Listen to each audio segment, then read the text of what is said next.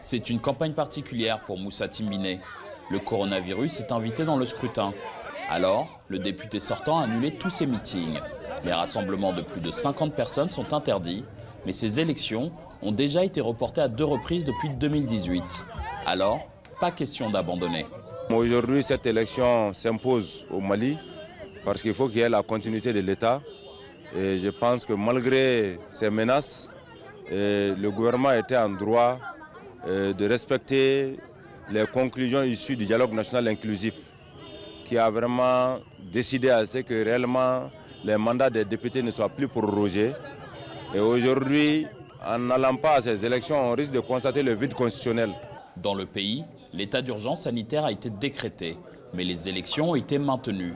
Pour beaucoup de Maliens, c'est incompréhensible. Ils sont peu nombreux à se déplacer ici, dans ce centre de distribution de cartes d'électeurs.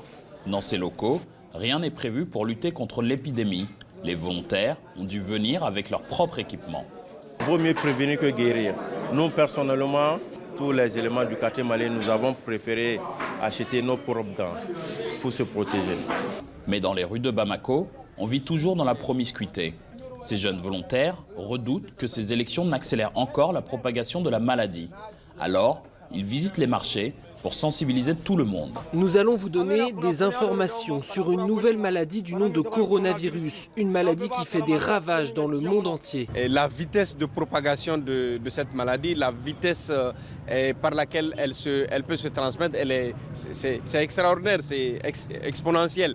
Donc, à mon avis, qu'il y ait eu des cas ou pas, ces élections devaient être reportées et tout ce qui peut engendrer des attroupements, des regroupements doit être évité. Pourtant, dimanche, le premier tour des élections aura bien lieu. Pas sûr que les mesures prises comme le couvre-feu chaque soir à partir de 21 h suffiront à ralentir l'épidémie et à garantir la tenue du second tour de ces législatives prévues dans 3 semaines.